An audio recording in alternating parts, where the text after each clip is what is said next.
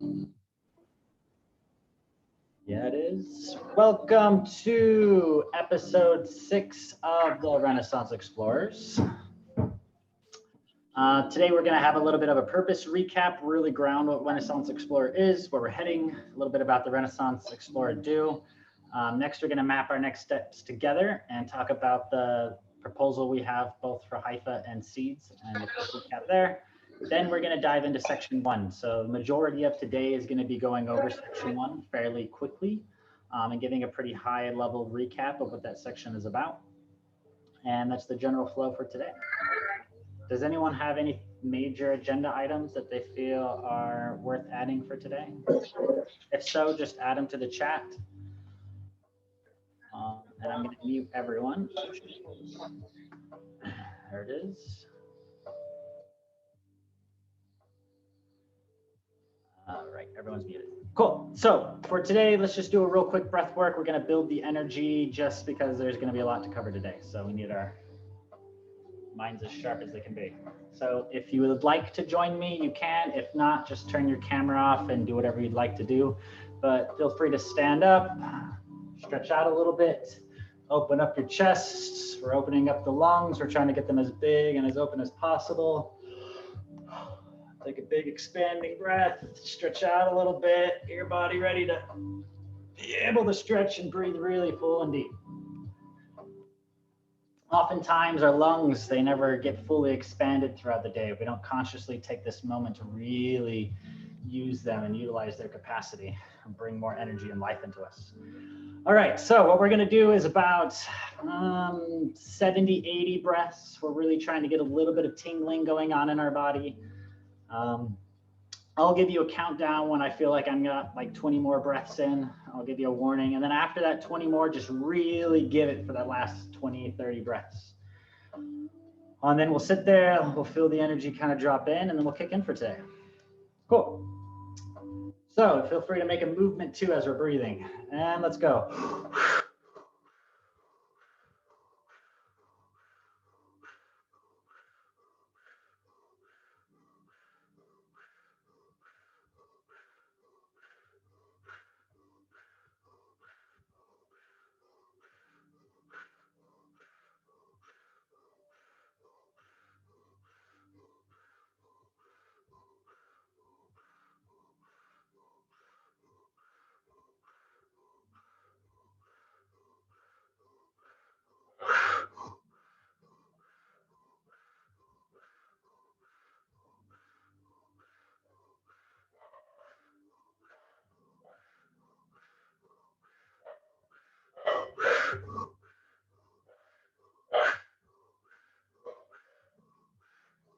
All right, about 20 more, full breaths.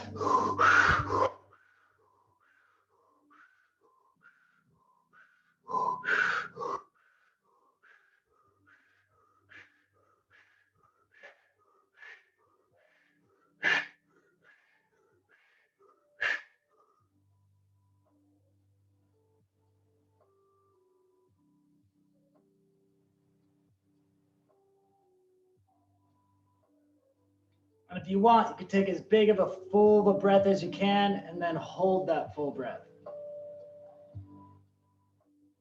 Really expand your lungs, suck in a little bit more air. Try to get as much air into your lungs as possible. Really expand them. Hold it.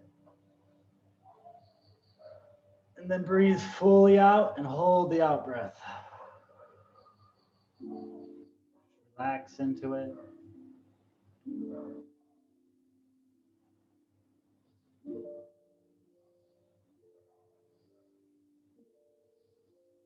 Listen to your body if there's any places that are speaking to you.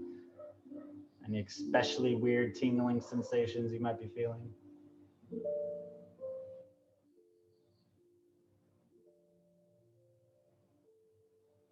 Just sit with it.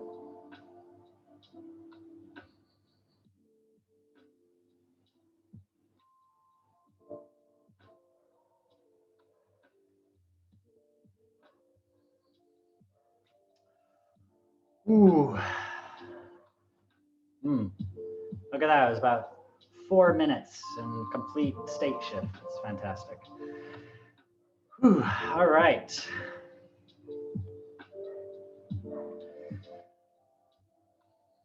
So every one of these sessions is going to start. Let me turn the music off, actually. And we'll just close it.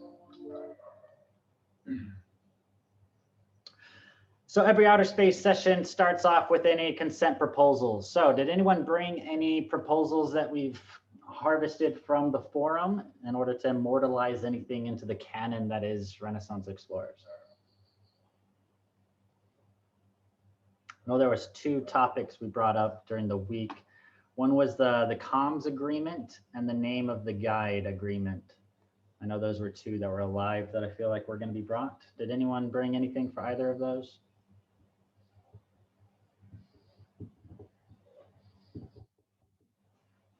Cool. All right. Well, then maybe they're not yet formed and we might see them next week. Was there some chat? Let me check that real quick.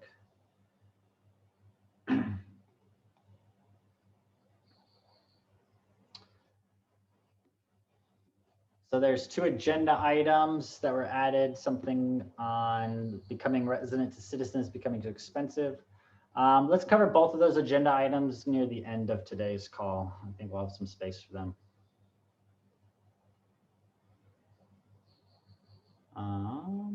Cool. Does anyone have anything to add to this particular agenda today?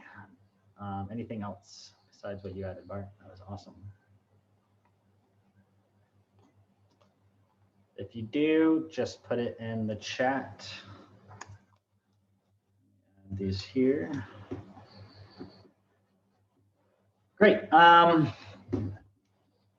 So Renaissance Explorers core team put together a proposal to the HIFA in order to fund some of the core members for holding the space here. The first one failed. Then there's some feedback on what we could do to improve it. We just integrated that feedback before this call, so about literally 2 hours ago.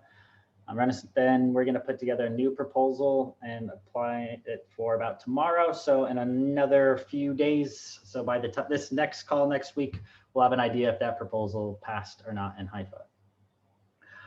Some of the feedback was we were doing a quest and asking for all of it up front rather than asking for it in milestones, which is the typical way of doing a quest. So we've integrated some of that feedback. The second one is Apostle, if there's anything that you wanted to share about the Seeds campaign, or if there's any update on that front. If he is here with us, he is not here with us, as I was. Does anyone have any update on the Seeds campaign that they would like to share? Yeah, I can do it. I just need to empty my mouth. Eating something. 3 seconds. Yeah, thank you very much. So yeah, we decided to go forward with the campaign mostly in the form, as we also explained it last time, but we kind of flipped some numbers. So in the first section, we kept like the basic income ID for everybody to get like a fixed amount of seeds per month to join us on this journey. Then in the second part, there's the proposal 111, which will allow for everybody here to say like, hey, I brought some value to this space. This is the value that I brought. And when 3 people agree with you that you brought this value and nobody flags you down, this will be an ability to receive seeds, to be rewarded with seeds. The third part is to create stories within storytellers and to create art to kind of beautify the game guide. So that's the third part. And we did leave in the fourth part, which is around incubation, but we lowered the amount of seeds there. But this is a perspective on this, is that we could use this seed actually to incubate incubation. It sounds a bit weird, but that the people who really want to get involved in this more like research and development, we can see how we can use the seeds to actually support that. So yeah, that's just to give like a short overview reflection. If we have citizens around here, please don't feel shy to give some votes to the proposal and to support this. And definitely, I think the intention of this proposal is really to create the ability to reward all of you for the work that you yeah that you're already doing and that we will continue to do in the coming 3 months. So that's really it's not about us too much like also setting somehow some guidelines like, hey, this is how we can move forward with this, but it's definitely also with an openness of how we can move forward. It's not like a closed discussion, and I want to invite everyone still to also yeah bring their voice about this. So yeah, that's it from my side. So I think we can move on. Perfect. Thank you, Daya. Michael's been asking a lot of good questions throughout the week. So one he asked at the beginning of this call, and I'll pass it to you, Michael, after this one. The first one you brought up in a forum, and it's what makes Renaissance explorers invaluable to the regenerative Renaissance movement, and how do we ensure that we're focusing on the most value that we can bring to the movement? That's kind of how I took it. And this is the same question that we're having to ask from our perspective to Haifa. What's the most value Renaissance explorers could bring to Haifa and make a proposal to them? And then we're doing that same thing to the citizens of Seeds with our campaign. What's the most value that we could bring to the movement? So I think this is a very alive question that we need to continually ask ourselves. One perspective I have, and I'd love to hear from a few of you, is Renaissance explorers being the neuron of the movement. So we're really helping tap into the wisdom that there is out there and making sure Seeds is serving the movement the best way possible. So when we're going to, evolve the game, we're not evolving the game or whatever we're calling it, evolving the guide in a vacuum. We're not just designing it for our own selves to best serve us. We're designing it to serve the Regenerative Renaissance, which is a movement that's way more expansive than, anyone who showed up to the Seeds Discord server so far,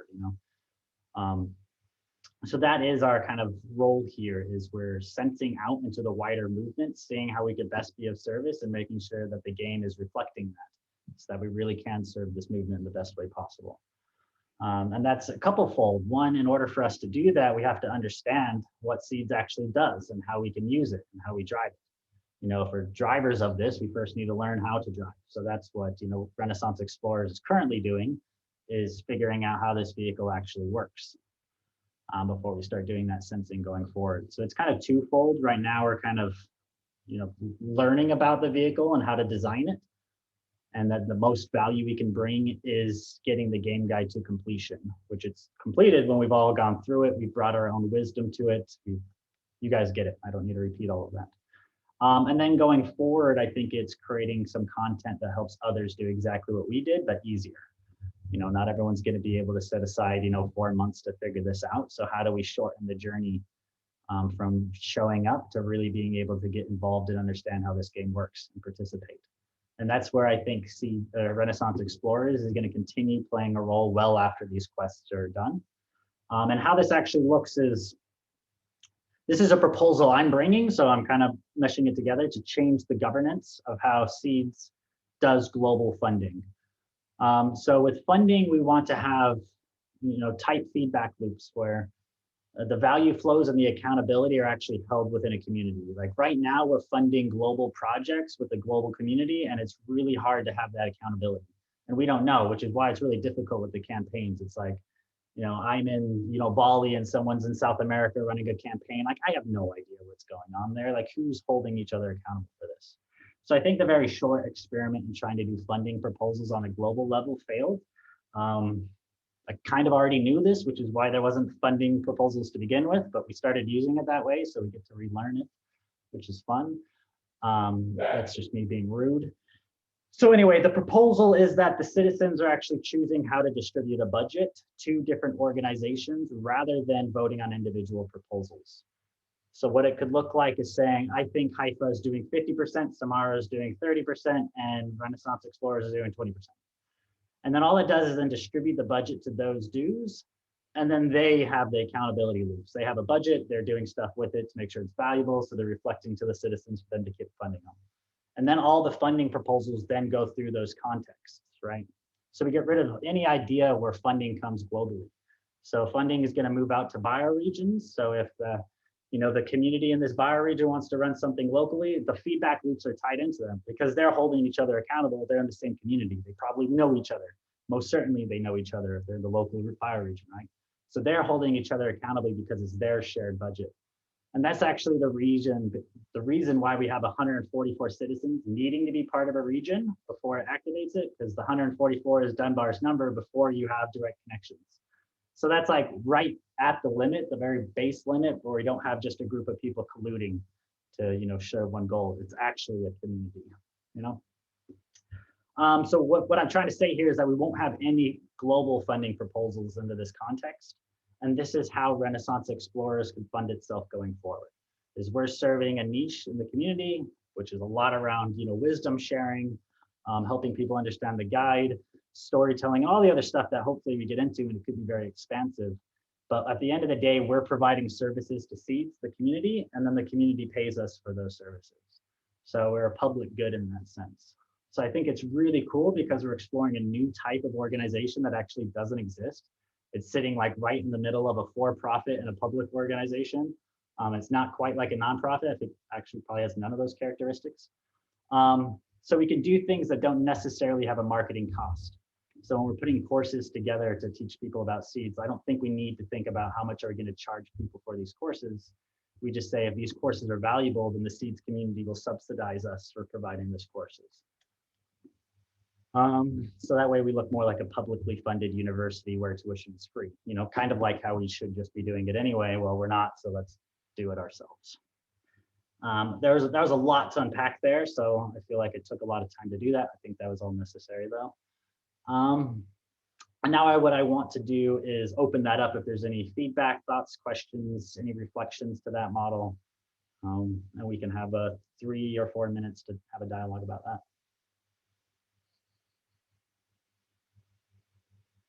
And if you want to talk, just feel free to unmute yourself and get going, or put your hand up if someone's already talking. Hey, Reiki, I put something in the chat there. It's just, can you define how you're using the word funding and then differentiate that from other types of financing that the seeds community might be governing now or in the future? Yeah, sorry, let me clarify that. When I call it a funding proposal, it's more of an idea that, hey, I have a project, I want funds to execute my project idea, whatever that is. So I would like funds to do something. And typically I'm gonna need to turn those funds into something else to pay my rent. Why the opposite of how I use that is with a campaign. The campaign is, I think this idea would be really epic for us to sponsor and put value behind. And it's gifting seeds out to a wide number of people.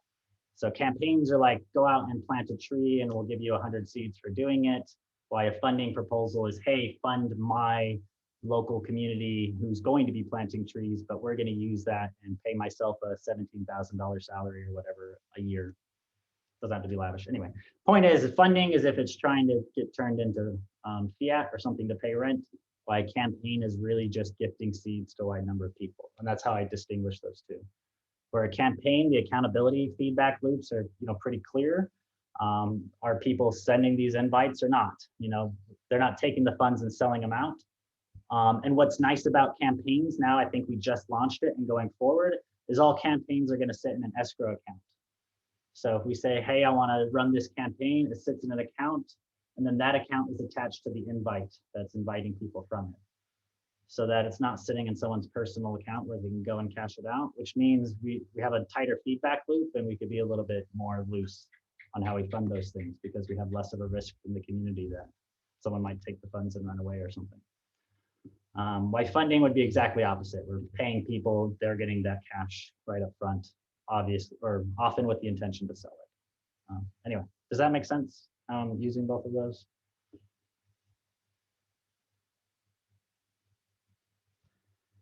Yeah, so from that standpoint, I don't think it makes any sense to try to accomplish organizing funding proposals on a global level. I think all of that needs to be done regionally or within other organization contexts that have a purpose. And then those, yeah, you guys get it? I'm seeing a lot of head nodding, so that's really cool. Sorry, quick question to that. concerning like cooperation between seeds and perhaps other organizations that are, let's say, just they're aligned with what seeds is doing.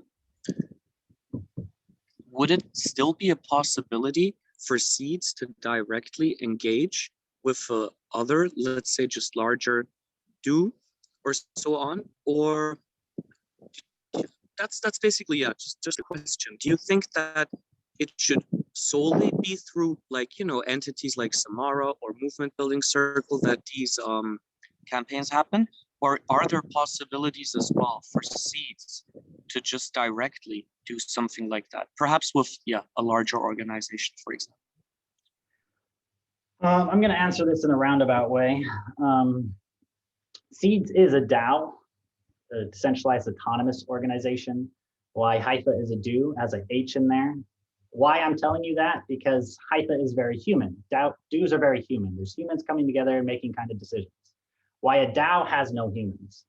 You know, Bitcoin is a DAO. There's no humans at the center of Bitcoin making any decisions at all. All it is code saying, if you do X, you can get Y. And then people self-organize to do X and get Y, right? In Seeds, it's a DAO. Why? Because we have that same protocol. Do X, get Y. Now we have a couple things. One, we have the global harvest, which right now it's milestones, where an organization could show up, get the citizens to vote for them, do X, vote for us to give us value, and they can get paid for it. So that means any organization, existing or not, can show up and start doing valuable things for seeds, and citizens can be like, yep, that's valuable, we want to pay you. You know, the UN could show up and be like, hey, we love seeds, let's spread seeds across the world. And citizens are like, yeah, we love you, thank you, UN. And the UN could be getting paid by seeds for spreading seeds. I use that as the most ridiculous example to say, yes, anyone from, you know, a real organization to the UN could show up, add value to seeds, and get paid for doing it. The same is true, and we'll get into this, but it's worth mentioning for applications. So the Passport and wallet, we actually track the usage of it, all the transactions that go through it. The people who provided that app get paid for it. So that's how Haifa continues getting paid for the wallet and Passport going forward. But that means any organization can show up, build an application. They don't need to ask anyone's permission. And as long as citizens start using it, they can start getting revenue for having built that. So that's the DAO components of Seeds, is we say, hey, you can get paid money if people are using your app. You can get paid money if citizens vote for you to get a share of the funding. Or you can run a campaign and blah, blah, blah, you get it, you get referral invites. So that's the DAO components of Seeds, and what we're spending a lot of time actually designing is what are those incentives that just exist that get other groups of people to self-organize to accomplish beneficial outcomes. So we just provide the incentive, we provide the reward, and then people figure out how to get there. And that's a way easier model than trying to coordinate people and tell them how to get somewhere, if that makes sense. But that's the whole exploration that the do is about, is how you actually get a group of people to come around and do stuff. So that's two very different ways of looking at how to govern and how to structure them and how to set up incentives and all of that, which is probably why we'll have a completely different session series just like this to unpack what a do is and how to use the do. But anyway, so very long answer, but maybe that was complete. Max, you have a hand up? Yes, thank you. Alan, you okay? Yeah, I'm okay. I just wanted to say a quick thanks, and that's a good explanation, because in the end both are possible, but it's much more realistic to do it through a do in a specific bioregion. Okay. Okay, so I personally would just like to bring a little bit more clarity for myself and maybe also others in there, because right now we do bring in like the power of voting and how funds are distributed by humans, not by code, through the gift seeds, so the campaign thing. On a global seeds level, that's why I think there's a little bit the idea of that seeds is kind of a do, although it's not intended to be. And I think you propose now that in the future, we, instead of having a gift seeds account, we have a fund seeds account, and the seeds that are in there, they get distributed to the do's that are at least right now here, like Samara, Haifa, and for example, Renaissance Explorers. And then they can decide on how they distribute the seeds to other people, for example. Is that correct or is that wrong? Yeah, let me clarify. What I was talking about was after go live, where the harvest is happening, N%, in this case, 10%, of the distribution is going to go to the global due. That was the original proposal. What I'm proposing is N% goes to global dues, just put an apostrophe there. And that what citizens are actually doing is each one is voting and saying, I don't know if I should, anyway, yeah, I'm already doing it. Each one is voting and saying what percentage of the whole each organization they think should get. So I would show up and say, I think Haifa gets 50, blah, blah, blah, blah, blah. And that's aggregated by all citizens, multiplied by their, how much trust tokens they're holding, and then that distributes the budget. And then it's just being streamed. Every time new seeds are created, it goes through this, 10% of them come to global due. And if Haifa is holding 10% of the global due votes, then it gets 10% of the budget. That's it. It doesn't require any extra voting to say, hey, we're holding 1 million funds. How do we spend it? Let's come up with one proposal at a time. We're seeing that model breaks down with the numbers very rapidly. So that's why doing it on a global level makes little sense, but we can break it up into dues. And we might have 150 dues, but then it's a lot easier for you to know the few dues that you think are adding a lot of value, distribute the budget that you think they're added, and just kind of go on your way. And then do most of our work within our regional dues, the organization dues that we're a part of, and that sort of thing. Do we have funds and seeds right now that we're still using? Yes. The idea is that we move through them fairly quickly-ish. If we start running a lot more campaigns, start sending a lot more invites, then I think we could go through it. The original idea was that we would distribute those fairly rapidly. And if we give a number amount, like if we give 100 seeds, then we have enough for 10 million people. If we give 1,000 seeds, we have enough, which is more likely how much we're giving out really per person, because they can participate in multiple campaigns. So very likely we have enough seeds to gift out to the first 1 million folks that join seeds, which was kind of the idea. We're giving roughly 1,000 seeds to the first 1 million. And then we vote on our big alliances, but that's something that we could do globally. Is we're not talking about, hey, that small mom and pop shop, let's give them 1 million seeds. We're saying, hey, this one organization that's got 2,500 organizations behind it, we'll give them, 10 million seeds, and we'll let them distribute it out to their alliance, right? So it's looking at more of like the highest ways to distribute it out, or giving seeds to regions and let them do the same thing. So that's something else I think would be a really powerful model. Is every time a region gets activated, we give them a share of the alliance seeds and the campaign seeds for them to run stuff locally. So again, we're not thinking of like, okay, let's run a campaign for our local community garden, and we'll ask the global citizen of seeds if we should run our community to do that. Like, it doesn't necessarily make sense. So that's why we really want to push towards setting up regions and containerizing, where these decisions are being made.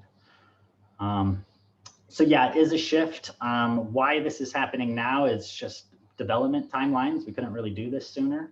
We needed something like a due to hold that context, which is fantastic. Haifa's provided that, because that wasn't actually part of our plans.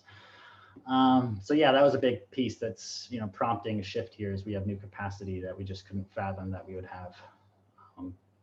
And then we did, so that's cool. The other thing is just seeing how it's actually working out. Even though it's probably fairly obvious that that was going to be the case, it's just nice that it is, I guess. Any other questions before we keep diving in? And did that actually answer your question at all?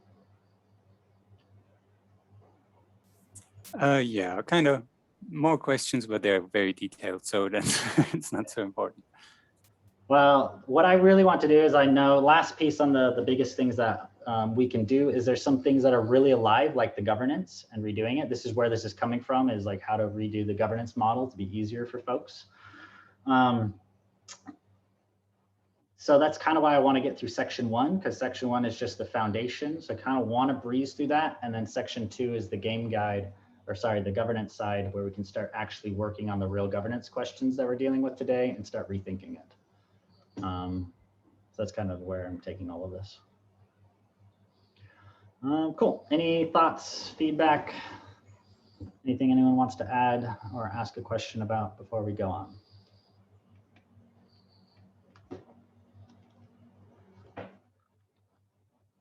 Okay. Okay, there's two ways we can go about section 1. So we're going to have a nice little voting period. What I can do is I can go through and give a really high level, moving fairly rapidly, hitting on the areas and kind of just unloading on all of you.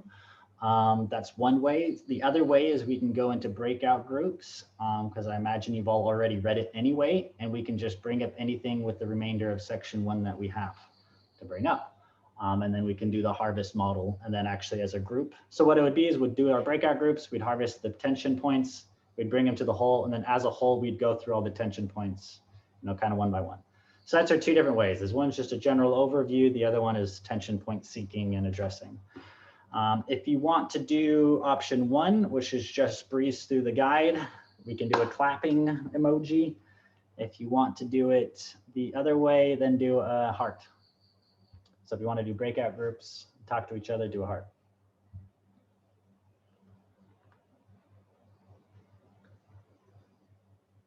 Saying, all right, lots of applause, which means people are wanting to be less active. I like it. Just kidding. Where am I? Cool. So let me get us back to where we were. We made those suggestions that y'all brought out, which was great to move a lot of the original section 0 to the end. So now it's a little bit shorter. Nope, wrong direction.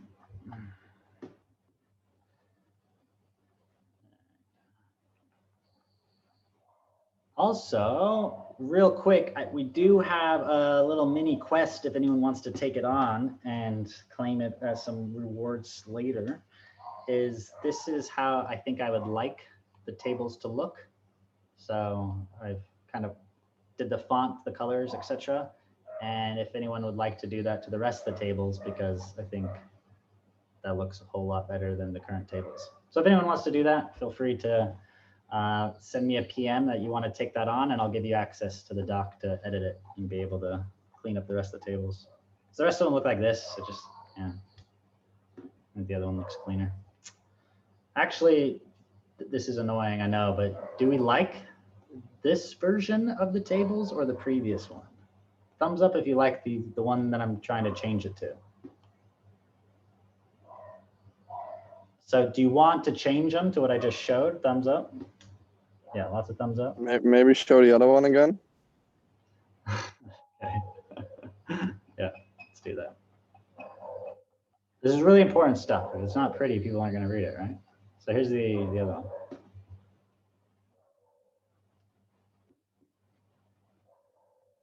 So if you like this one, thumbs up.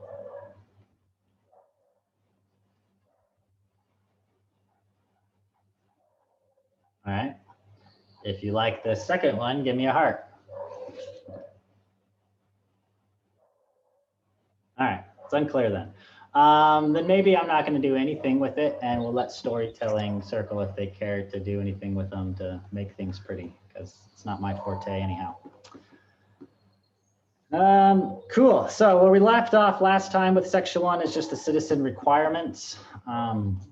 We still have pending proposals out there. So if there's anything more on the citizen stuff, the flow from visitor, resident, citizen, take it to the forum and just discuss it there until we come up with a concrete proposal on how we want to evolve it. Okay, so we all know a little bit about contribution points. So we have 3 different contexts where contribution points can be earned, from an individual context, organization, or regional. Why this is nice is contribution points could be anything, and there's an unlimited space for us to add contribution points to. And this gets to say, you know, do X, get Y. So this is the DAO components is where contribution scores kind of come in.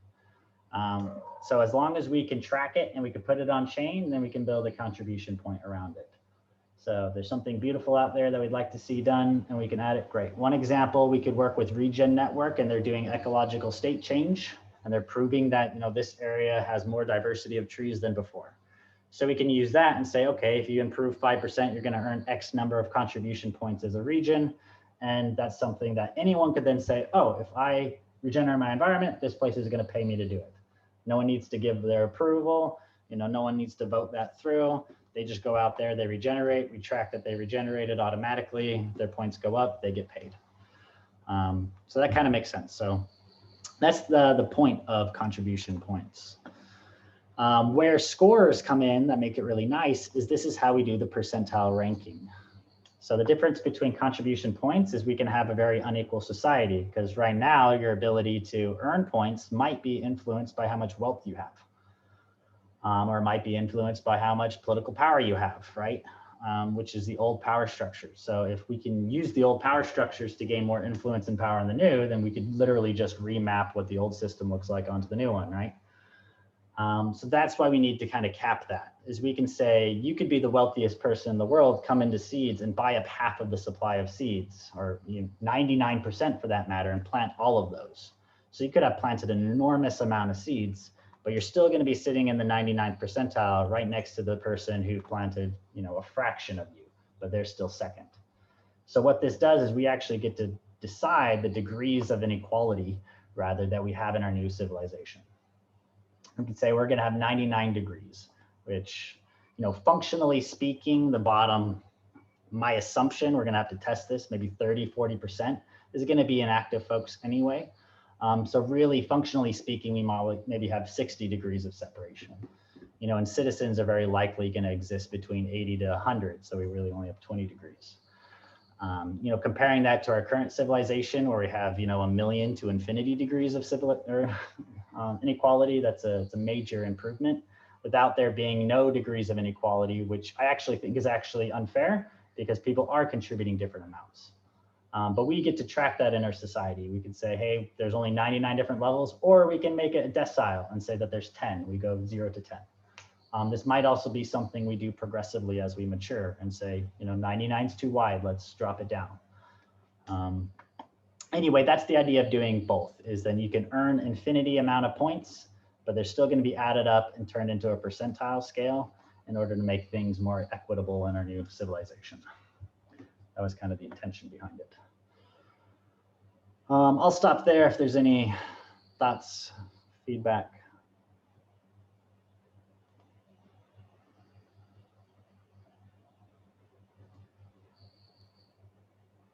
Cool. I have feedback on this.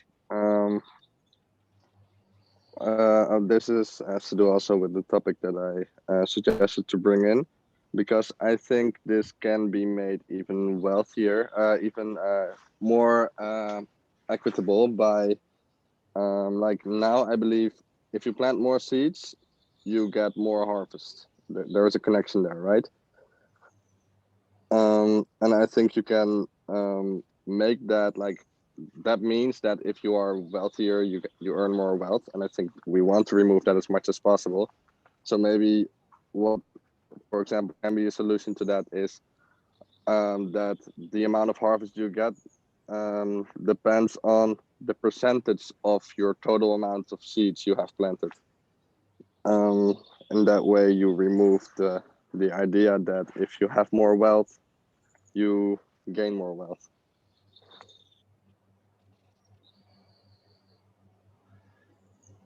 I'd love to, we probably can't use this space to go through every idea. I'd love this one. I'd love to actually see it on paper and bring it to the forum to get a little bit more of a grasp of what you're displaying here. So if you want to make that as a post and then just share it with me, I'd love to, yeah, understand a little bit more about what you're sharing and also give you some feedback on it. Yeah, sure. I wanted to share it now because I wanted to hear like what others think about it, but I actually have it like 1/3 written out.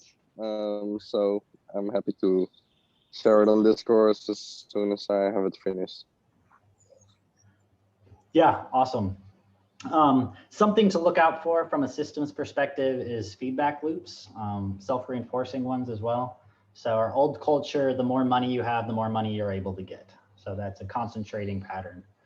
So that's a positive feedback loop that concentrates wealth, which is what you see. You know, one example of that is poor people pay more money for things because they have to buy poorer quality stuff, which breaks, which means over time they're inevitably gonna have to buy more stuff, or they get poor interest rates. Why the inverse of that is the more money you save, the higher percent of interest you can earn on it. You know, people with the most amount of wealth, they can generally earn more interest on that wealth. So that's something that positively reinforces itself. So that's something we want to stay away from here, is anything that can go exponential or feedback on itself, which is actually why we have this linear scale of 0 to 99. Is, you know, in the old system, if I have 1 million seeds planted, that's going to be materially more than, you know, 50,000 seeds planted. But in this one, you might only be a few degrees of separation different rather than magnitudes. So that is the differences. And we've played this out, and we'll run some examples later when we get to economics. We've got some models. That's not the word I'm looking for. Simulations, there it is. We got a couple simulations that actually play this out and show how the degrees of inequality reduce over time using this percentile scale. So that's definitely something worth, you know, diving into. But yeah, it's something we want to keep in mind, is we don't want to reconcentrate wealth, but we still want to make sure the incentives are aligned. You know, a lot of projects have failed because they misaligned incentives. They came in with beautiful ideas and said, let's just give everyone money, but we're going to have no reason for people to want to have this token. And then they fail because they didn't ground it in what needs to be that economic reality, which makes this work. So we still need people to have skin in the game to have voice. So we still want there to be an incentive and a reward for, you know, contributing value to the system. We can't say rich people are bad. They're our allies too. We want them to join as well. We want to make sure that we have, you know, ample and fair rewards for everyone and the value they're bringing. You know, at the end of the day, a lot of people are wanting seeds and wanting to turn them into fiat so they can, you know, pay for their rent and, you know, live in seeds as this new system. For that to work, we need a lot of wealthy people to be on the opposite side of that agreement, you know, putting in cash and taking out seeds, for all the people who are, you know, putting in seeds and taking out cash. So yeah, that's why we need both sides of that equation to make sense for the two different perspectives. And I think as long as we can really balance that and make sure it's generative, then I think we're going to build something really great here.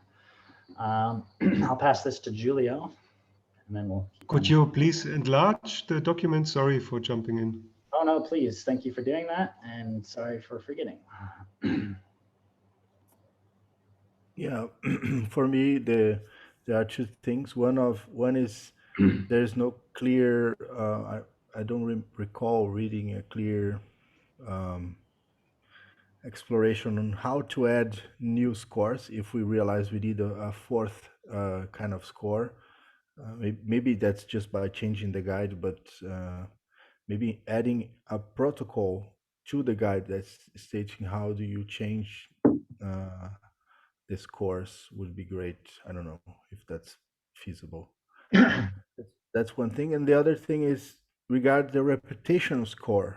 Currently, we kind of use that only for vouching and kind of flagging people that should be as bots, but we don't have, well, vouching is the positive incentive kind of thing. And flagging is the negative incentive kind of thing, right? But I was wondering if we could add to that score something to the lines of recognizing the contributions of someone, you know, like someone is really doing great stuff and that's why they need to get more harvest, you know. So for instance, they submitted a proposal to the co-op and then they get reputation. I think they already do, right? And so adding a couple more ways for you to get reputation would maybe be of use. Sure. Part of my structure was saying, you know, we'll cover this when we get to reputation, but maybe we do it now, and then we could cycle around. There's no reason we have to go straight through this. This is too big for me. Is this fine if it's at this level? Does this work for folks, or does it need to be bigger? Is this not good enough for anyone? If not, please unmute yourself and let me know. Cool. Yeah, I think there's a lot of space for us to add things. And we can add them at the bottom, and maybe we just do that anyway. Whoever wants to go through and do, make these things prettier. If we do that, maybe we add something at the bottom of each one of these. Oops. Looks like this. And we just leave it as, this space is open to be co-created.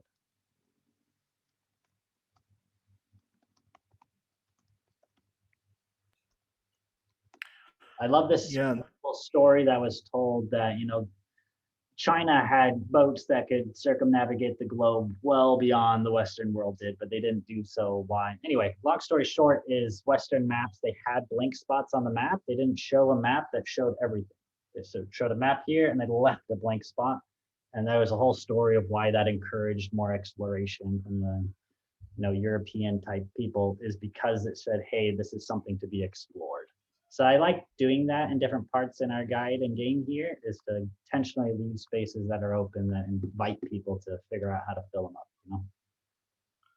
I have one probably different idea regarding that. Just occurred to me. So instead of adding a bunch of rules to that, rules to allow you to get reputation and lose reputation, I mean, what if we had them on badges? So maybe if you get a badge, they could also award you reputation. Because, for instance, maybe submitting your first proposal to the co-op awards you that badge, and that badge is also giving you 10 reputation. So instead of, just adding that to a... Probably cut this off because it sounds like a proposal for a different part of the guide.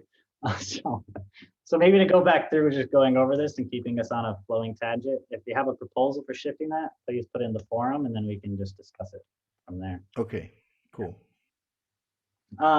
Cool, so then we'll just flow back to this. So we have 4 general categories, and it was meant to be from, people, planet, and prosperity perspective.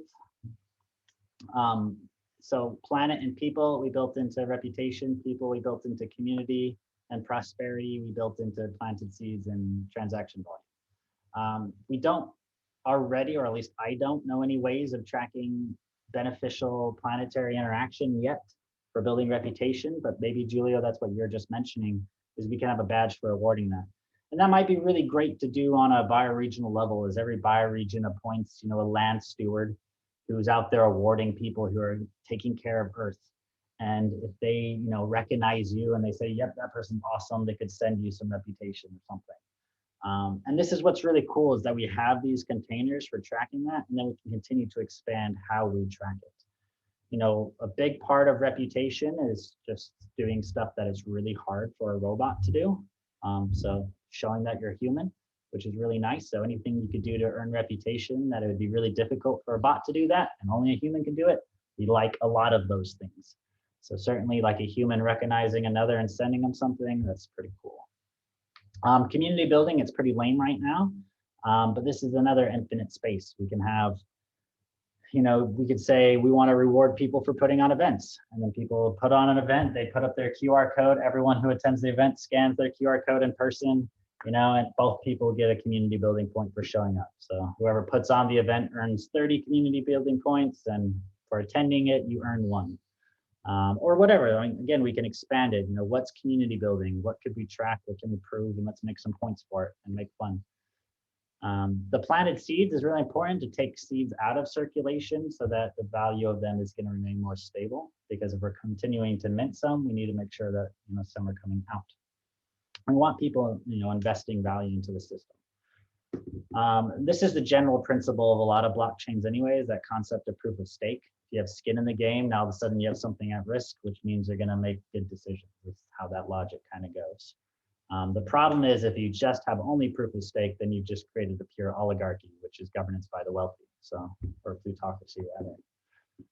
And then transaction volume and diversity. So that's the economic contribution. So how much value do you have committed to the system with planted seeds? How much are you actually using it and helping the economy grow with that transaction volume? We put diversity in there because you only get tracked your first 2 interactions, which we'll get over. So that's the general idea of an individual contributing to our new civilization here, is having these 4 different contexts. So from a really meta level, which is probably the best question to ask now, do we feel like these 4 are sufficient to capture the totality of how an individual could show up, or is there an entirely new category that's just vacantly missing from here? Or any comments about this particular structure?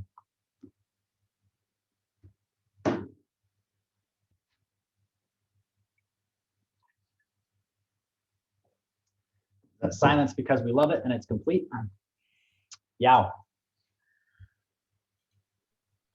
I would love more to know what's exactly how to gain a community building score or something like that. It's something that I want to Yeah, we'll get go in into deep. each one of these tables as we get through them. So yeah, we're going to get into the details of each one of these coming next. One thing that maybe you mentioned that these four scores were derived from the people, planet, prosperity trios, but maybe we could also drive one from the purpose as well, right? So, and then the question is it possible to create a score that measures how much the person is aligned with the regeneration purpose, so because we are trying to do that for organizations but not necessarily with people, and then does it make sense to do that for people? Or if it would make sense, then it could make sense to have a fifth score for like a regenerative score for people. I don't know, just thinking out loud, that's one thing that is not necessarily measured right now, and I don't know even how to measure that, but maybe by checking people's attitude towards regeneration and kind of recycling. I don't know if it's possible to measure that, but just thinking out loud. I wanna add there's this book that's definitely worth reading, especially for getting into this space. Thanks for bringing that up, Julio, and you'll see why I'm responding this way.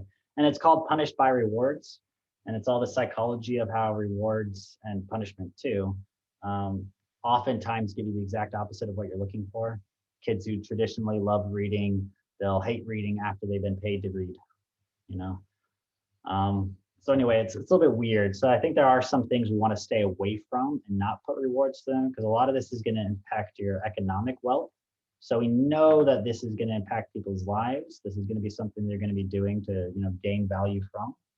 And I want to stay away from anything that has to do with judging each other, because that's going to turn very nasty very fast. And I don't think that's something we want. So that's why, we can judge a business, which seems a little bit more healthy of a judgment to make because it's an entity rather than an individual. But I'd like to stay away from judging people to say, are you good or not? Because that just feels like a society that I probably don't want to be part of. But I do like the judging that you're a bad person, i.e. flagging, because that gets to say if that person's doing fraud or that person's dangerous or if that person's a robot, and then we get to flag them. And that's a little bit different because a flag isn't something wanton. And last piece about, if we're jumping into flags, let me show that one real quick because this is really important because it's coming up right now. I'll show you the mechanics behind a flag and why we're doing that. Just search flag.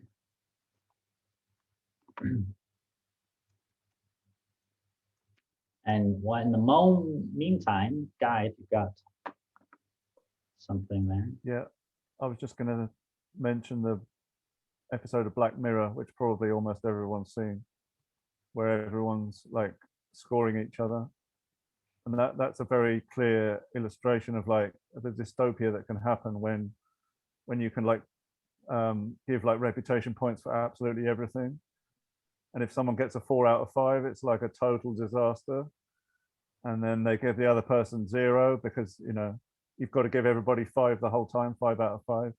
Yeah. And I recommend everyone see that. We should try and avoid that as much as possible. Yeah, there's a nice fear porn episode of exactly what we don't want here. So yeah, that's great. So yeah, with flagging, and then Max, I'll pass it to you. So we have this concept of fully flagged. So that means, yeah, we probably want to set we want to set this high enough that people can't wantonly hurt someone's reputation just because they were mad, they didn't like them, they didn't like what they said, or anything like that. So we want to have it that enough people have to actually come together to be like, yep, this person's a bad actor, they're fraud, or whatever.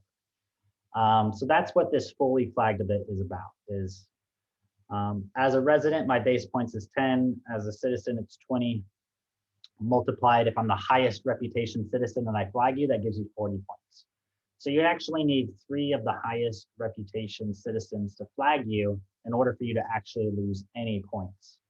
So you don't lose any reputation until at least 3 in this case, or probably on average, it's going to take 5 people. That might be too low. And certainly once we get to, millions of people, we might need, 15 people to back it up before, it actually causes an impact. So all of these settings are something that we as Renaissance explorers, we need to be mindful of. We need to know what to tweak. And this is going to be a really ongoing thing where we get into this and we actually track it. And then we know what we need to change in order to change the system. So we find out that flagging is too easy and people are able to just, harm each other's reputation just because they didn't like them or what they said or something. Then we know we need to increase this. If we find it's too hard and clear bots are getting hard to get flagged and we can't get enough people to actually back it up to take out bad actors, then we know it's too high and we need to reduce it, right? So that's kind of how those triggers work. Pass it to Max and then we'll keep going. Yeah, thank you. I think I have, for what Julia brought up, an idea of how we can implement the organizational ratings with the people here, because usually organizations are only there because they serve people in some way.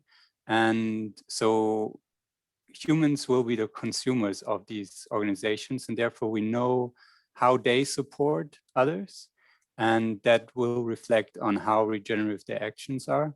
So it's not necessary that people vote on each other, but just by the actions we see how regenerative they are.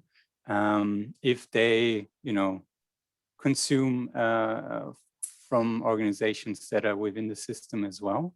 So that might be a possibility to weave that in.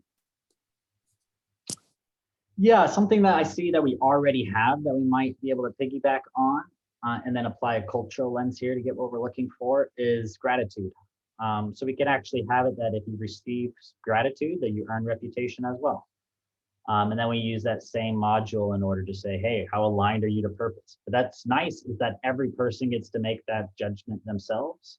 And that's how we co-create our purpose in a dynamic, decentralized way. And we get rid of the idea of judging somebody else. You're just displaying gratitude. And then that gets aggregated. And if you're showing up and people are being grateful for what you're doing, then you're going to earn more reputation for doing that. And typically in my experience, when people are really grateful, especially in cultures like this, it's oftentimes because they're aligning to purpose and serving the community. So I think it's a nice reinforcing loop there. But it might be a completely new badge or a completely new thing that we decide we want to create. Again, proposals, that's really what we want to just keep running with. Is there's a lot of concepts here, but we need to take things to tangible proposals and bring them through. But we'll keep ideating. Thanks, Max. Michael. Thanks, Rocky. This idea of flagging and specifically our role as explorers to figure out how the system currently works when there's not many people in the ecosystem. Is there a way that we can find out where bad actions have happened? So for example, I'm thinking earlier this week, I believe there was an incident where somebody didn't pay for seats they purchased. What happened from a flagging perspective in the system? Can we see that as explorers? Maybe we need to build a little table of these little incidents so that we can see what impact each tweak to the scoring system does. Does my question even make sense? I can reply to that, right, Key? Take it away. Yeah. So, Michael, currently the flagging is implemented with a seeds contract, and in order for you to generate a flag, you have to give the reason why you're flagging this person. So this is readable on the blockchain, and as the explorers, anyone could read that, but definitely we could read that and contextualize the flagging. So it's not just I'm going to flag you because you're mean, you know. You have to kind of specify the reason, and there is a reason flag for field for that.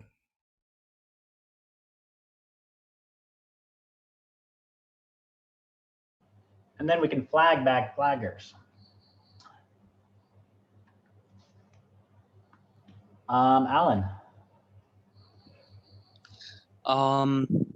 So yeah, concerning the flagging, we already have like some good case studies, so to say, of what we should be mindful of.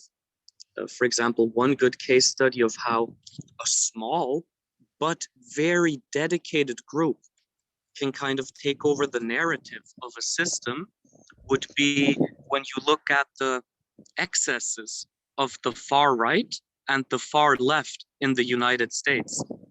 The vast majority of Americans are not far right or far left.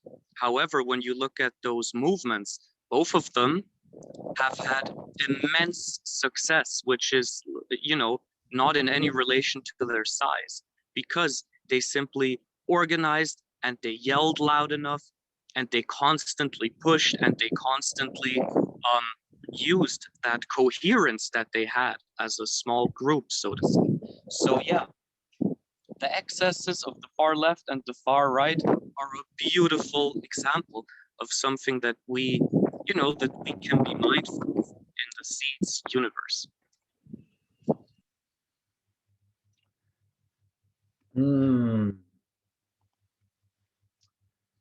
Adding on to that model, just one general organizing philosophy we have here is forkability. So that's something to always keep in mind. And what do we mean by forkability is that any time we could fork, we could separate the system. So if we come up with a traditional, like the US right now, it's 50-50 generally. 50% people think they're blue, 50% think they're red. Really, there's a very little difference between them, but don't tell them that. But what would be really potent is if they could actually fork it and we say, okay, well, we're going to create blue America and red America. They have that freedom and flexibility to do that. But what's so cool is that if that possibility exists, we actually get rid of extremism. Because extremism only works because they can dominate their will on somebody else. The moment somebody else could walk away if they become dominating, all of a sudden they have to be way more reasonable because they can't dominate over them anymore because they can leave. It's the same problem that we have with, you know, economic slavery. We have conditions where people are doing things that they normally wouldn't put themselves through because they have to. So we have this dominating situation. So that's a couple of like dominating patterns that I think we get to completely fundamentally rewrite here. Is if you can give people the economic base so that they can survive and they don't get dominated by organizations that want to take advantage of them. If we give them the freedom and flexibility to step away from a governance context and to create an entirely new one, if one doesn't exist for them, then all of a sudden they don't get forced into, you know, a democratic government if you're a Republican or vice versa or whatever. Which is really kind of nice. And that's something that we always got to keep in mind too, you know, from a Haifa perspective or explorer's perspective is, you know, we can't force players to do anything. And if the threshold of people who don't like the game enough, they mean they can actually fork and drive a lot of value out of the system by cutting it in half. Well, that's not something necessarily that we want. Or maybe it is. Maybe that's a healthy pattern going forward. But anyway, we'll see how it unfolds. Cool. We're going to keep running then. We're going to get into the individual contribution scores. First and foremost, I only started with this because it was the most simple. That's kind of how it runs. Is planted seeds. Why planted seeds are actually fundamentally important economically is seeds is covering the bandwidth requirement on Telos right now. So for every new account that joins seeds, currently Haifa is paying for it, but seeds will eventually have to.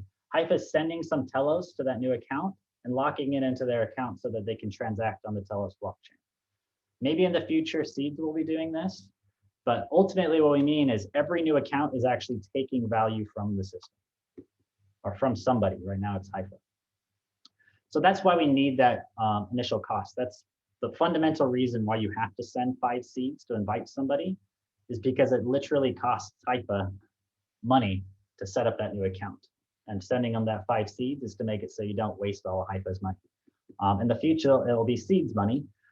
And that's what, ties those incentives. So you're sending value, you're locking it away, you're never going to get that back, which is the same value that's being locked out for you. So that there's no economic incentive to, attack seeds and take value. Okay, so if you don't have anything planted, we still want you to be able to do stuff. So what we said is there's a minimum of 7 transactions that an account can do each week if they don't have any seeds planted. The idea here is that if you unplant all your seeds, you can still do some basic actions to send your seeds to an exchange and sell them or do whatever and leave the system. But if you want to do anything more than that, you need to plant more seeds, and that increases your quota by 1 each week, which, the basic planting requirements is enough that probably most people won't feel this. Technically, why we need this is so people don't spam the network. If there's no fees for making a transaction, and you can make all of the transactions on the network, you might. And a lot of blockchains in the past have failed. Anyway, that would fail because I could show up and just do 100 million and then nobody else can do a transaction because the network could only process so many transactions at a time, right? So this is how we actually limit people is, yeah, you can do your 200 a week as a citizen. And that 200 a week, that's not really gonna affect the network, but it's gonna prevent you from doing 200 million. And you can only do 200 million if you have 200 million seeds planted. So that actually prevents people from being able to spam and take over the network, is they'd have to have all of the seed planted in order to do it. And that's not possible to do. That might have been confusing, but does that kind of make sense where the planted seeds comes from a technical perspective? Or if there's any questions to that, maybe someone can tell me if I actually made sense there. Yeah, all right. Cool.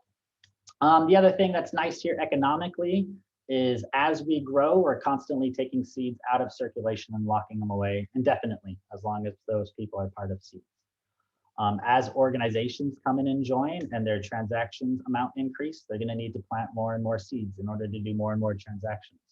So as our economy is growing, we're taking more seeds and locking them out of circulation. And then what's good is that allows us to create more seeds and give it out to people and pay a harvest and redistribute wealth and value. Cool. So that's kind of why that's all there. Unplanting seeds. So unplanting seeds takes some time. A big reason for this is so that economically speaking, we can prepare for it. So if we didn't have this, you can imagine that I could plant 100 million seeds. The system thinks that 100 million seeds have been planted. They're not in circulation. But then overnight, I can unlock 100 million and go and drop them on an exchange and sell them. That could really have a strong price impact of the value of seeds and harm the system because it couldn't account for it. It couldn't anticipate that was going to happen. So that's the main reason that we actually have the unplanted seeds, that they take a while. So then economically we can know, hey, this is how many seeds are coming into circulation over the next 12 weeks, and this is how many is coming out. And at most, people can only impact it at 8.33%. Of however many they're implanting, which is going to have a much less of a shock in the supply of seeds. That's really technical. Let me know if I'm going too deep or if this is making sense and if you guys are any questions with that.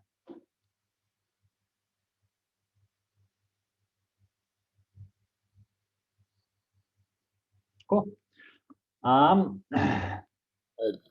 do you got? Ray, could you just say, sort of in a short paragraph, for me, I've got seeds in the system. Who am I helping when I plant my seeds? Not why should I do it because it'll allow me more transactions and things like that, but who do I help when I plant seeds and how? Yeah, you help yourself because your planted seed score goes up. So you get more trust tokens and you'll get more of the harvest.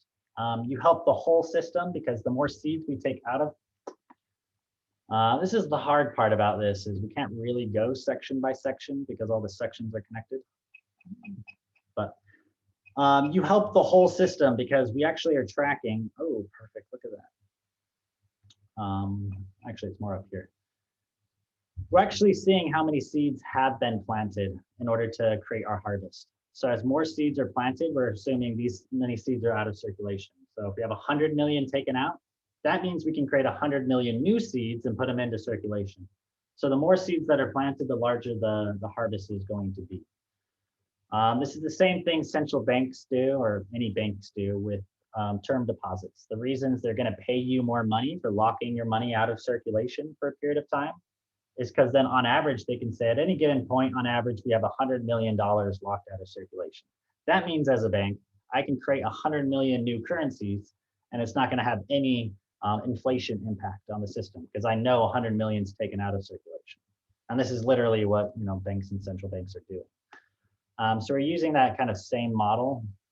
A lot of what Seeds does is actually copying the banks. Some people don't like that because they all hate the banks. And I like to just position it like this. It's magic. Banks are doing magic, but they're doing dark magic. Well, what do we do when we show up to a magic fight? We bring magic. So we're bringing our white magic to the magic fight. And we're taking that same magic that they're using to, enslave and dominate the world. And we can use that magic to, regenerate and heal our world. It's only dark because it happens in secret and we don't have a say. But if we're the ones controlling that magic, then it becomes a very powerful force for good. So I don't think it's we should shy away from taking some of the components that they've done a really magnificent job of crafting over the last couple of centuries. I mean, hate the banks or not, you got to take your hat off to them. It's an incredible piece of magic that they put together. So I think we can learn a lot from what they've done and rewire it to best serve our needs. Anyway, so that's kind of how all that's working is when you take seeds and you plant them, then we're locking more seeds out of circulation, which benefits the entire system. This is also part of that wealth redistribution that was brought up before. You're saying, well, if you plant more seeds, you get more harvest. But if you plant more seeds, you're helping the harvest grow, which is redistributing wealth. So by impact, actually, if someone comes in and plants $1 billion worth of seeds, they're actually redistributing wealth through that action, because that's going to mean $1 billion of seeds come out of circulation, which means we can create $1 billion worth of more seeds. And then how are those seeds going to be distributed? Well, they're going to be going to, bioregions across the globe. So the global south is all of a sudden going to get access to relatively way more money, which is also what's so cool about this system is this is a global financial system. So a community in Europe that's, getting 100,000 seeds, that might be fairly negligible to them. But another community that's in Africa, and we look at every community the same, and we rank them on a percentile scale, right? So that community in Africa might be right next to that community in Europe. But those 100,000 seeds that they get is going to have a materially much larger beneficial impact on their life. So this is that one way that we're doing like direct redistribution of wealth by how, yeah, we'll get more into that in that section. So does that make sense? I tend to go off on a little bit of tangents trying to give you guys the whole picture, but now you're maybe getting a better idea of how we actually need to go through this guide. It's a little bit hard to just go through it straight through, but either way, we're going to attempt to do that.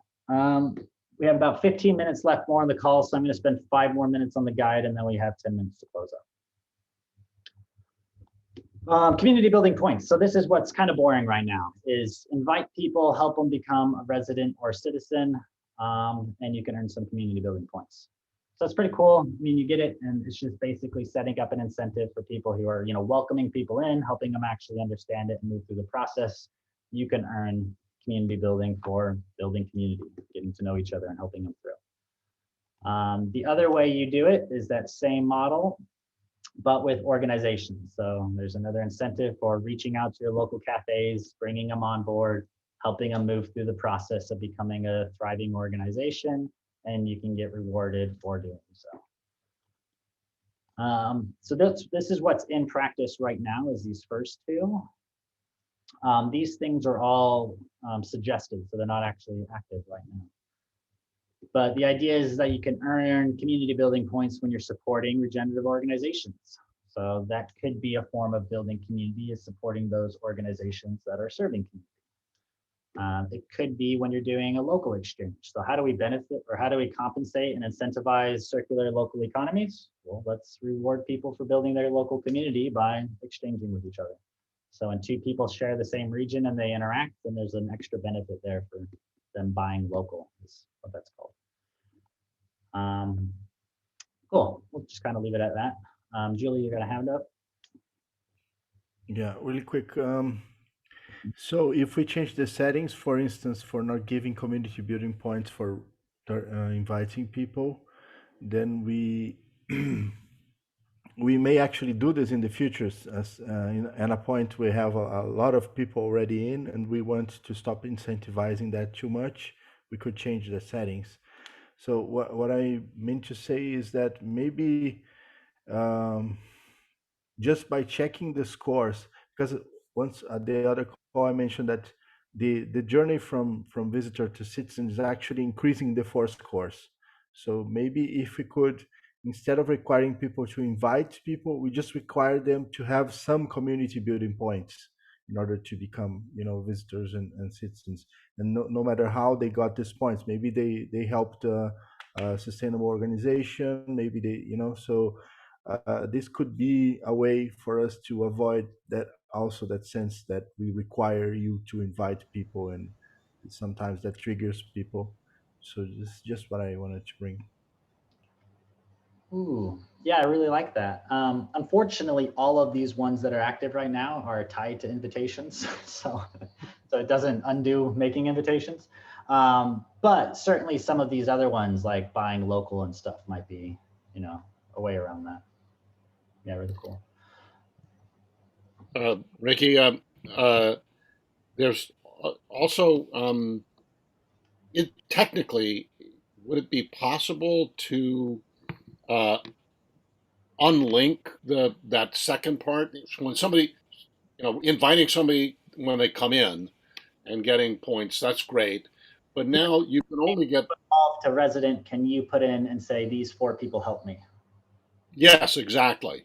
That's so rather than Possible, very practical, probably a really good idea to do. Could be really cool. And yeah, maybe have it that you can suggest the 5 that helped you the most. I really, really love that idea. Make it a proposal, bring it, and yeah. Got it. Thank I will just chip in here because what I wrote in the chat is basically the same, but with gratitude token concept, that people get tokens of, I don't know, and they can distribute them however they want to people that they felt like they helped them on their journey through seeds. Yeah, I think that's something, again, we can just pair with gratitude. And if people are helping you through your journey, just use gratitude for that. But then it's not quite specific to the community building, because it doesn't say specifically like, oh, you helped me getting to know seeds better, so therefore you help building the community. So just to mention what I hear you say, Max. So the difference is that for gratitude, you always get a bunch of tokens every cycle. But for this one, you will only have like 5 tokens per lifetime. So you join seeds, you get these 5 tokens, and you can give them to someone that helped you most. And then the tokens are gone, and you never get any more tokens unless, I don't know, unless you would leave seeds and join again.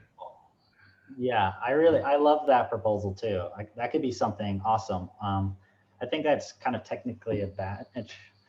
That could be cool. Yeah, I really love that. I'd say let's put it as a badge right now that everyone gets 5 somethings. We can call it something really cool. And then only giving out 5 of them. Yeah, I think that's cool. You got me excited with that one. Cool. So how do these proposals work? They're going to have to sit in a table somewhere. So when you make a proposal, follow this format. I didn't get into what the tables mean. Let me do that real quick. Index, this is how we're going to eventually put this. Indexes are boring. I'm going to explain that. Action, give it a real basic name so people can understand what it means. Description, please put the number that exists here in the setting, just display it as such. Setting idea for your thing, leave empty. The developers will actually fill that out once it's made, which is how you know what's made and what actually exists on the chain or not, is if it has one of these.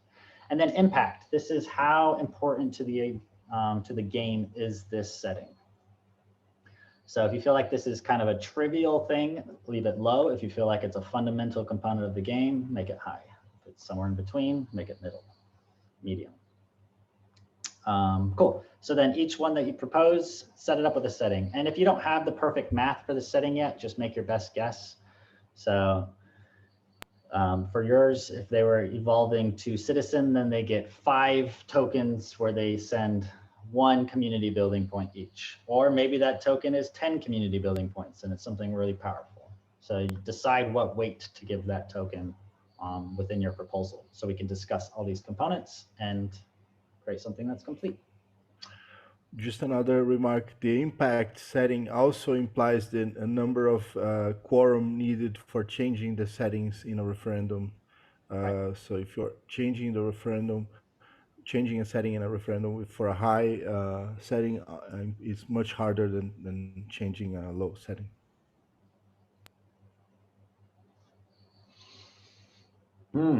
Love it.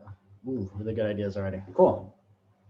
You guys get this, sending invites, pretty basic. I just explained some of the points. Last one, and then we'll close out for today. Qualifying individual transaction points. So qualifying is really important. So I know so this is we're tracking a subset of our economy that's more likely to represent the real growth of our economy, is what we're doing with qualifying. So I'll explain that a little bit more. Every time there's a transaction, we're only counting for this points table the first 1777 seats. This is actually pretty close to the average credit card transaction across the globe. So we looked at what's an average transaction, and we're going to capture that much value.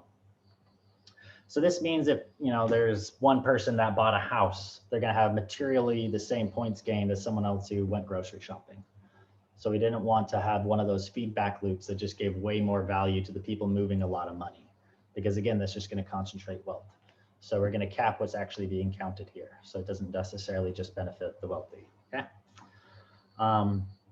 Which is the whole point of doing that. But then the other point is that it's going to show a smaller subset of our economy that's harder to manipulate than if we just showed the total size of our economy. But we'll get into that in the financial side and why that matters.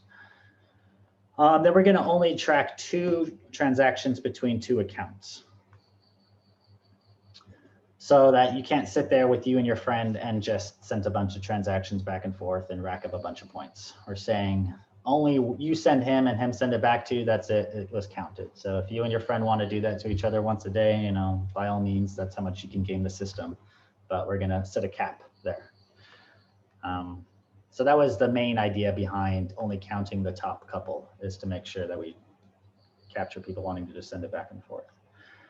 Every transaction is also going to have a multiplier. So that means if you've been flagged, you have a negative reputation. So what's really cool here is then you start losing reputation for interacting. And what's nice about that is that there's a bot network and they've just automated themselves transacting between each other.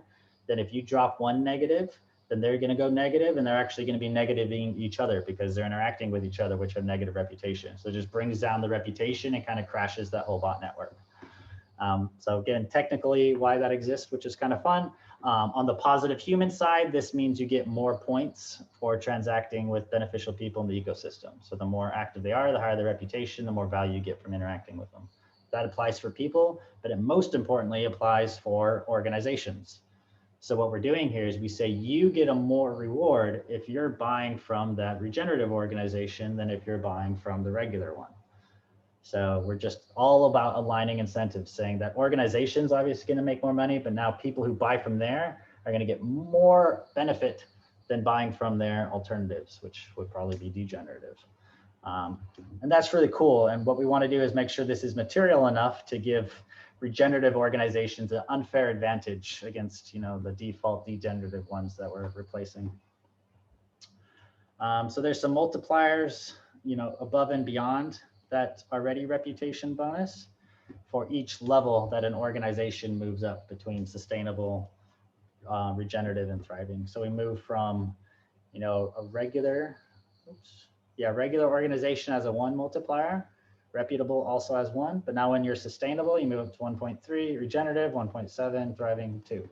So every time an organization advances, people just get a larger multiple for buying from them.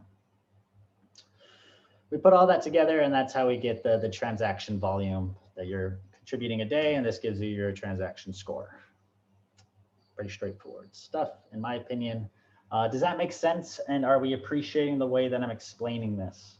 We have 3 minutes left, so it's a closeout round. What I'm looking for in this is anything that you might have to share, and particularly if you can share anything about my facilitation style and how we're going about this. If you find this helpful, valuable, or not. Especially if you don't find it valuable, please speak up, and I'd love to hear any ideas. Cool, so just throw your hand up if you want to speak. We'll get through all the hand raises and we'll close out for today. Yeah, ciao. Yeah, Raiki, I love your presentation today. It was very good for us, for me, yeah, and I would love to see like your ideas and what we get here in the underlines of the game guide for us to understand better what you actually are talking about in these numbers and so on. And yes, thank you. My pleasure. Thank you. Julio. Hey there. Yeah, I like the change of pace today because we've been doing the breakouts on all the sessions, and this time we went with you reading and through it and giving these pauses, and I think it was really helpful just to have this change to experiment with this other way. Maybe, and we also harvested a bunch of proposal ideas, and which is great. So celebrating that as well. And we can try different ways of facilitating those calls, and it's also productive. Thank you.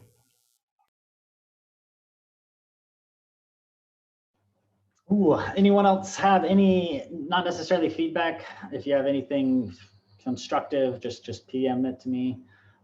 Anything else you might want to share before we close out? Any insights you had, any beautiful, fun ideas, anything you find particularly inspiring, just, yeah, anything that you want to share with the group, put your hand up. Apostle, you had your hand up, did you change your mind? Yeah, I just wanted to say that I enjoyed this session very much after doing like a bunch of organizing. This feels very good to actually like start doing the work of getting into the game guide. I loved it. Yeah. Excellent. And I personally got a huge kick out of this. The ideas brought up seem really cool. I love that whole 5 things to give out to each person, because it just feels so special if you're like one of the 5 people that helped them through. It's like, oh, so yeah, it feels nice. And also we can give extra tokens for people who become resident or citizen to give out just as one-time things or something. Yeah. Yeah. Awesome. Bart. I also really enjoyed the way we went through the game guide today. I think it was really useful to get into a little bit why decisions were made, how you explained that. And I also had this topic still of that I thought it was getting too expensive to become a resident and citizen. I also made a discourse message about this, so you can also read more details there. So maybe it's good to follow up there also, because we run out of time. Because just shortly, I think like to become a citizen is 220 seats minimum, which is almost 17 euros, which is increasing because the seats value is increasing. And 17 euros is doable, I think, for a European person, but there are other places in the world where this is quite pricey. So I think it's getting high. So I'm suggesting to half it, to have 100 seats planned. Then you already have a less in this. And I don't know what the cost is to Telos, so I don't know what makes sense and what extent to make it cheaper. Yeah, these are my thoughts, and in this course it has more details, so I think we can also follow up there. Yeah, I'll just take a quick response to it, and then we can close out for the day. I think a different perspective is 200 is pretty small. If we're talking about trying to redistribute value, we want people holding on to a whole lot more than that. So maybe we can approach this too expensive by getting better at doing campaigns, so there's more routes for folks to earn it. And then we're not, pricing people out, because there's plenty of ways to be able to show up and earn 200 seeds. The general idea was to give around 1,000 seeds to the first 1 million folks. So I would lean more on let's get more seeds into more folks' hands, opposed to making that particular one cheaper. And it's also pretty nice to point out, like, becoming a citizen isn't the point. The point is, getting free transactions, entering a new civilization, all this other stuff. But if you want to be a citizen, like, you got to have skin in the game. And 200 seeds, even at 17 euro, like 17 euro is not really having skin in the game. 200 seeds is at one point that's like $200, $300, which is when it starts to like feel like something in my world. It probably feels like a lot more to other people's world. But that's the point. It's like I have something at risk of seeds not succeeding and not doing well. So, I have something to gain if seeds does well and takes off. So that's the whole skin in the game model here.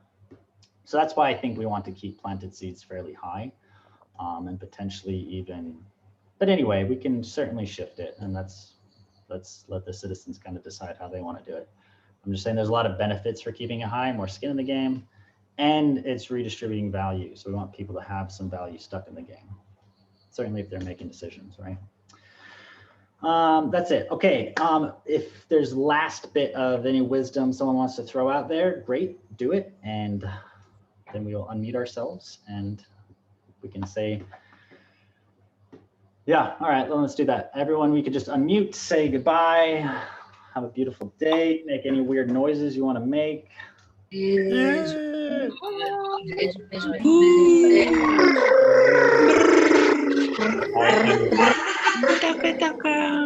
Oh my God. We'll start us off. Cheers, everyone. Thanks. Thank you. See ya. Bye. Bye.